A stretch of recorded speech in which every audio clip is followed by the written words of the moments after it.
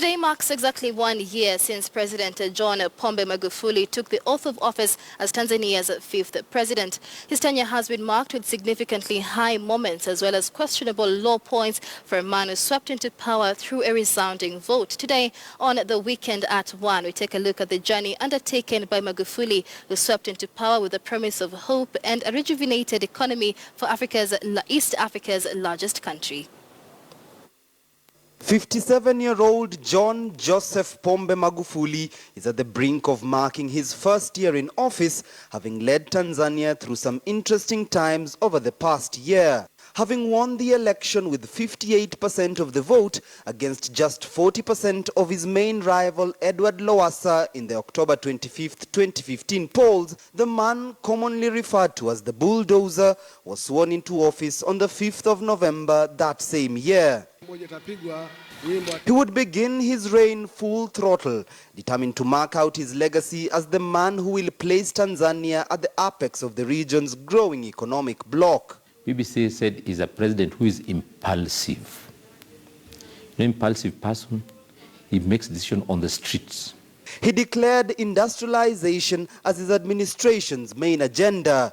And since then, his government has offered full support to whoever intends to establish businesses within Tanzania's borders. Lakini nawakaribisha tena Wakenya wote wanaotaka kufanya biashara Tanzania waje hata kuanzia leo, kwa sababu sisi tunataka kufanya biashara na Wakenya kwa sababu ni ndugu zetu.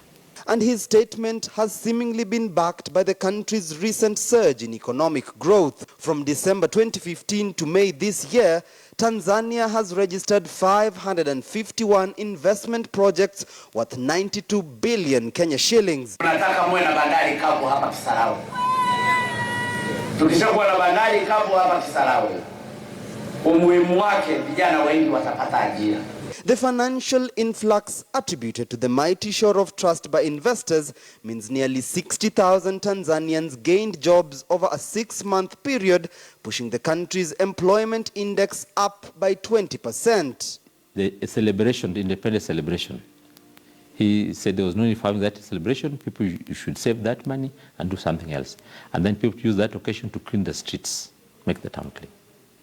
That's one thing. Two, he talked of avoiding wastage and corruption. And in civil service, he cut a lot of expenses. Coming to issue of foreign trips, he came up with a regulation that all leaders who are going outside will not go into first class. They will fly in second class. His anti-corruption campaign and no-nonsense governing style, coupled with his high-profile firings, including that of former Internal Affairs Minister Charles Kitwanga for attending parliamentary sessions while drunk, has endeared him to the region's population. But it hasn't been an all-rosy affair. The tough stance often taken by the leader has attracted both love and hate in equal measure. In August this year, he banned all political rallies and gatherings until the next general elections in 2020, a directive that angered not only the opposition, whose planned nationwide demonstrations were thwarted by heavy police presence across most major towns in Tanzania, but also among locals who feel his iron fist-like rule is robbing the nation of gains made to achieve full democracy. Siwezi kumpongeza. Kwanza simpongezi kabisa, maana naamini kwamba amefanya kitu ambacho ni sawa na cha kitoto. Hasa wanapotuminya kwa staili hiyo, kutunyima demokrasia wakati katiba inaruhusu, lakini anakuwa mtu mmoja juu ya katiba, kuminya ile katiba kwa maslahi yake. Alafu wengi wanaumia, sivyo. But perhaps his greatest moniker as a technocrat could be viewed on his policy of cutting down on big government spending, having limited foreign travel for his ministers. Analysts are keen on comparing his reign to that of Tanzania's founding father Mwalimu Julius Nyerere, because many believe he could be the man to match Mwalimu's great legacy. Timothy Otieno, KTN News. Energy Cabinet Secretary Charles Keter has dispelled the fears of power rationing in the country despite the current rain shortfall that has led to reduction of water levels at the power generating stations.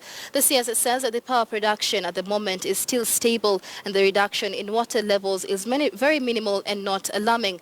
The CS said that the government is putting a lot of effort to equip the different power stations in the country to ensure maximum output from these stations, such as producing hybrid energy. To assure Kenyans that we are okay so far in terms of the hydros. There is no cause of alarm, and that is what we really came to see and ascertain that most of these power plants were put up before so many of us were born. And what I was saying is that we need any country which has developed, go and see Korea, go and see US. They put in a lot of emphasis in terms of innovation. And that is what we, as a government, we have really encouraged our entities, KenGen, KPLC, all the way across the board, that the emphasis of being innovative is welcome. The way they have said now they want to build the dam, to adding another Masinga Dam, additional about 1.5 meters high. That would translate to more volumes of water, and in terms of the energy, more energy generated by that. Embu Diocese Catholic Bishop Paul Kariuki has banned politicians from engaging in church harambees as guest of honors until after the 2017 general elections. Kariuki, who issued an instructional letter to all the priests within the diocese, warns of disciplinary action against any priest who will negate the communication. The bishop said that politicians should stick to political rallies and not churches where Christians are being nourished with spirituality. Of the elections of 2017 is here with us, and I decided to give pertinent directions to the people I shepherd so that we can have the best leaders in our county and in our country. Harambe is also very key because people use Harambe for fundraising, which I fully support. But at this time, I have said no more Harambe is conducted by the politicians because they are going to use Harambe to influence that they are participated in this, therefore they are the worthy people to be elected. So I have not said they cannot participate, but as guest of honors, I have ruled from now until the end of the elections, no one should appear in the card as a guest of honor. They can contribute like any other. We also contribute that we do not appear in the papers.